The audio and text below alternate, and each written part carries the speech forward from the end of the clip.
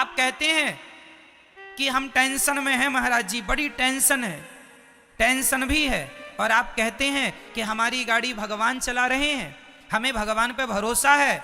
या तो भरोसा होगा या तो चिंता होगी, दोनों एक साथ कभी नहीं हो सकते, है ना। गाल भी फूल जाए, ठहाका भी लग जाए, दोनों एक साथ नहीं हो सकते।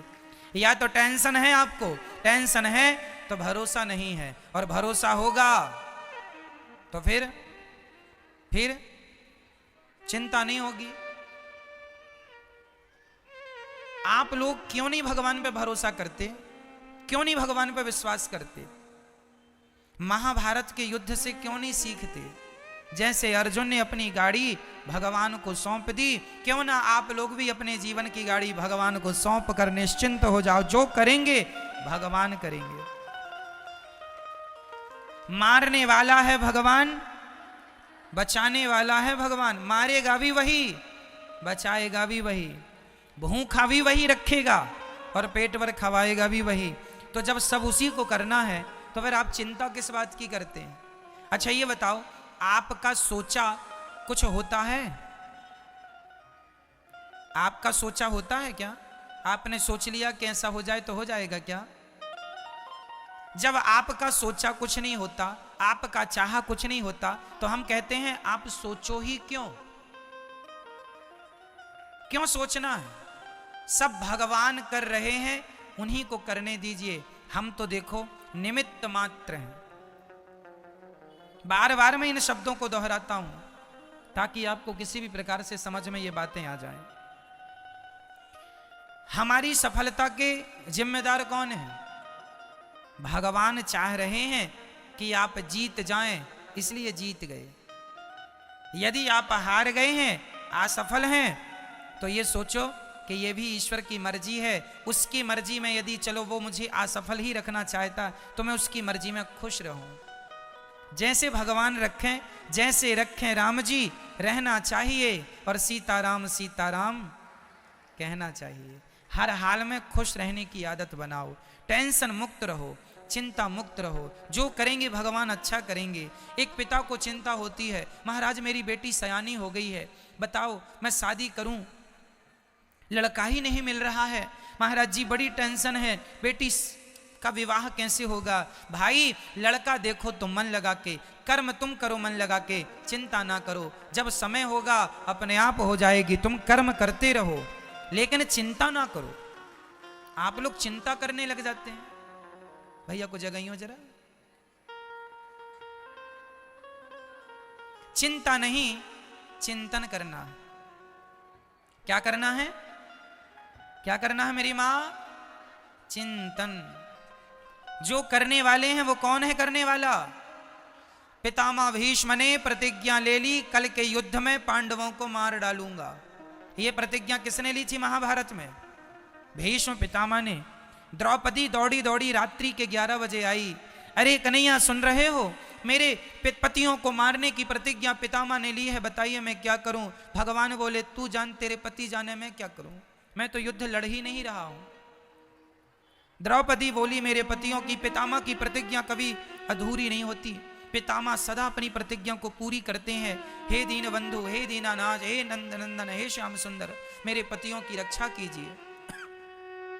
भगवान बोले चलो अर्जुन से बात करते हैं। अर्जुन के पास गए तो अर्जुन बढ़िया खर्राटे दे के सो रहे थे, खर्राटे मार रहे थे, बढ़िया गहरी नींद में सो रहे थे अर्जुन। भगवान ने जगाया, अर्जुन जागो। अर्जुन ने कहा क्या हुआ, क्यों जगा रहे हो आधी रात को? भगवान ने कहा कल के युद्ध में पितामह ने प्रतिज्ञा ली है, कल तुम्हें मरना होगा, पांडवों को मारने की प्रतिज्ञा पितामह ने ली, कोई योजना बनाओ, रणनीति बनाओ, कल का युद्ध कैसे करोगे?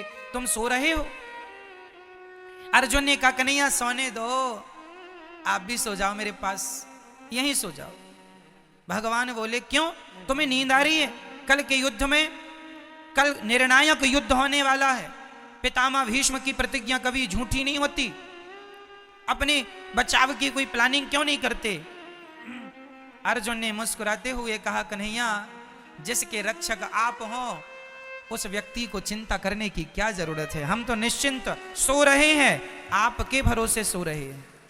हम तो आपके भरोसे सो रहे हैं कि हमारे रक्षक तो भगवान श्री कृष्ण हैं, आपके होते हुए पितामह हमें मार डालेंगे क्या? ये अर्जुन का क्या था? ये अर्जुन का क्या था?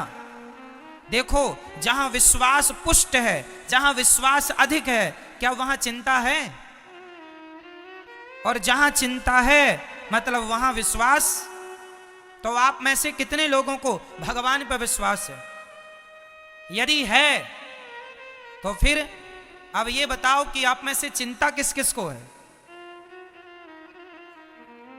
मेरी मां, चिंता नहीं, सौंप दो, अब सौंप दिया इस जीवन का सब भार तुम्हारे हाथों में है, जीत तुम्हारे हाथों में है, हार तुम्हारे। कर्म करना हमारा काम है, कर्म करना हमारा काम, कर्म हम करें, उसका परिणाम क्या होगा ईश्वर जानते हैं। इसलिए निश्चिंत हो जाओ भगवान के भरोसे, टेंशन नहीं, चिंता, खुश रहा करो, प्रसन्न रहा करो। ये सोचकर कि ये आज बताओ सूर्य भगवान आए, किसकी मर्जी से आए, आपकी या मेरी? बोलो मेरी मां। आज रात होगी किसकी मर्जी से? ईश्वर की। ये सृष्टि चल रही है किसकी मर्जी से? हम लोग लड़कपन से जवान हो गए, जवान से बुढ़े हो गए, किसकी मर्जी से आप बदल रहे हैं? आप क्यों नहीं, कल पैदा हुआ बच्चा आज ही जवान क्यों नहीं हो गया? उसे जवान होने में क्यों 20-25 साल लगते हैं? तुम्हारे हाथ में सब कुछ है तो तुम पैदा होते ही जवान हो जाओ ना। क्यों?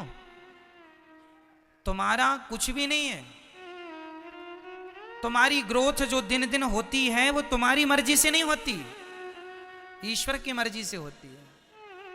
इसलिए सब ईश्वर के अधीन है। भगवान का चिंतन करना सीखो, भगवान पर विश्वास करना सीखो, भगवान के चरणों में आत्मसमर्पण करना सीखो। जब आप समर्पण कर देंगे तो आपकी गाड़ी भगवान ही चलाएंगे, उनके भरोसे खुश रहा करो बस।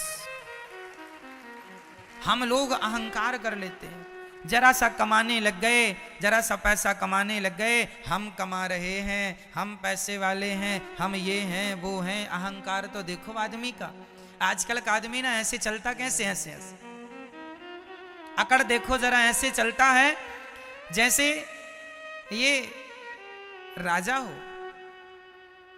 सब इसके गुलाम हैं। आप लोगों के पास कितना पैसा है? 10 लाख, 20 लाख, 1 करोड़, 10 करोड़, 50 करोड़, 1 अरब, 10 अरब, 100 अरब, कितना? जितना बोल रहे हैं इसी के अंदर होगा जो भी होगा।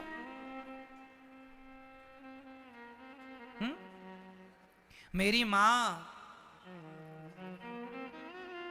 रावण कितना धनवान था, उसके धन की कोई सीमा नहीं थी।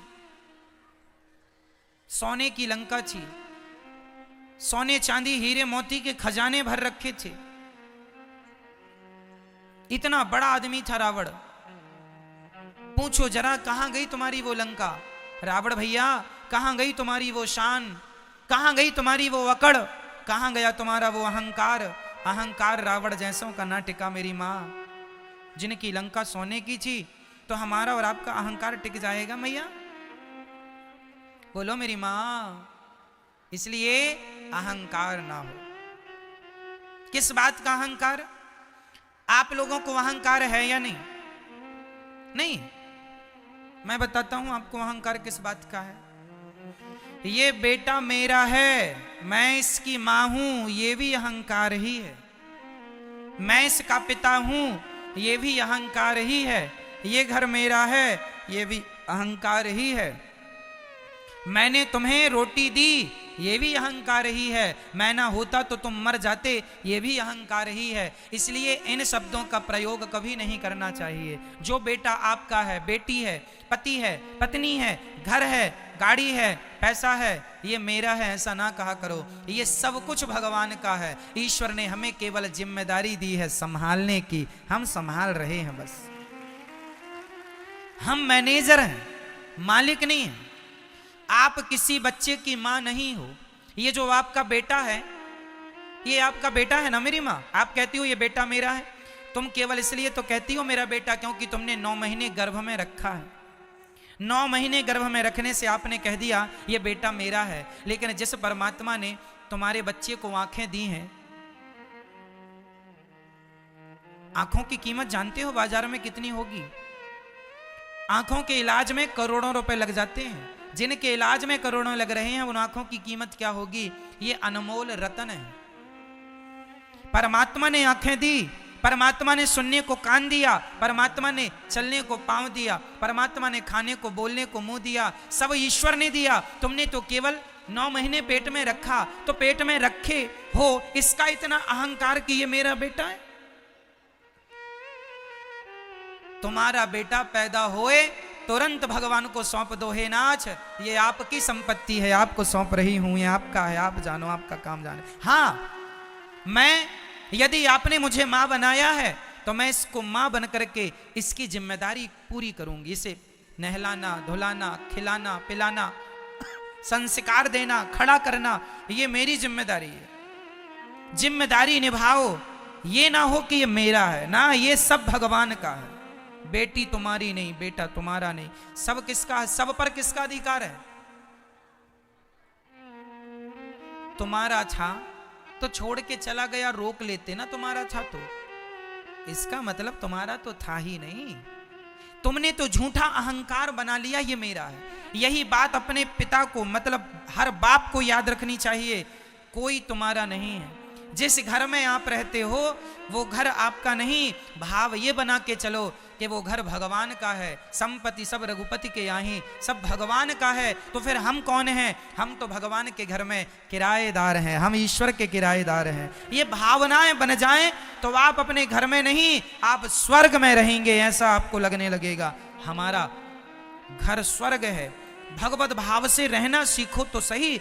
आजकल आदमी, अच्छा ये बताओ, बैंक का मैनेजर जो होता है, बैंक में यदि 1000 करोड़ रुपए रखा है तो बताइए क्या वो पैसा बैंक, क्या वो पैसा मैनेजर का है? बोलो मेरी मां। नहीं, वो पैसा मैनेजर का नहीं है, पर देख रेख किसकी है? देख रेख मैनेजर की है। हिसाब किताब करेगा कौन? मैनेजर। देख रेख मैनेजर की है। मैनेजर बैंक में मैनेजमेंट के लिए होता है। मैनेजर मालिक नहीं है, मालिक तो गवर्नमेंट है बैंक की। मैनेजर केवल वो मैनेजर लाखों लेता है, लाखों देता है, लेकिन लाखों लेने में और लाखों देने में उसका कुछ भी नहीं। क्यों जी? सही है। वो एक मैनेजमेंट के लिए है, उसका नहीं है, पर काम वही करता है। उसी प्रकार तुम्हारे घर में जो तुम्हारा बेटा, बेटी, पति, पत्नी, घर द्वार, फैक्ट्री, मकान, दुकान जो है, सब कुछ भगवान का है। पर तुम मैनेजर बनके तुम मैनेजमेंट करो, तुम संभालो, जिम्मेदारी तुम निभाओ। जैसे बैंक का मैनेजर बैंक को संभालता है, लेकिन वो ये नहीं कहता कि ये बैंक मेरी है, वो ये नहीं कहता कि ये बैंक। उसी तरह आप ये ना कहो कि ये पत्नी, ये पति, ये परिवार मेरा है, ये कहो कि ये सब भगवान का है। संभालना आपको ही है, पर अहंकार रहित होकर, अहंकार से मुक्त होकर संभालना है। ये संपत्ति सब रघुपति के यहाँ, सब कुछ किसका है? अरे और तो सब ठीक है, पति पत्नी, बेटा बेटी, ये शरीर भी तुम्हारी प्रॉपर्टी नहीं है। आज हमारी एक किडनी कितने की होगी बाजार में बताओ?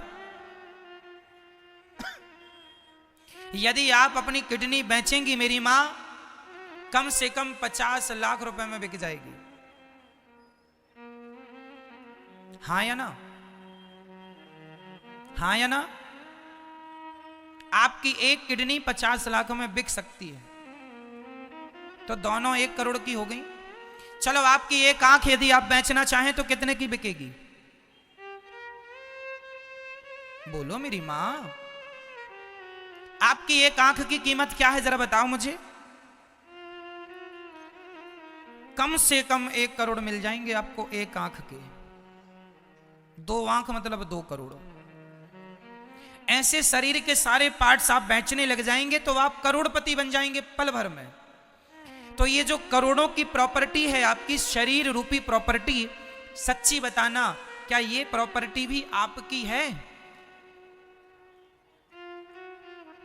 नहीं, शरीर हमारा धन है, लेकिन ये मेरा नहीं है। अपने आप को सदा सबसे अलग रखना, हम बिल्कुल अहंकार शून्य हो। हमें कैसा होना है मेरी मां? अहंकार, जोर से बोलो मेरी मां, अहंकार, अहंकार शून्य, अहंकार रहित होना है। रही बात हमारी कि हम कौन हैं, तो हमारी असलियत लोग नहीं जानते। आप लोग अपनी असलियत नहीं जानते। आपको पता है आपकी असली औकात क्या है?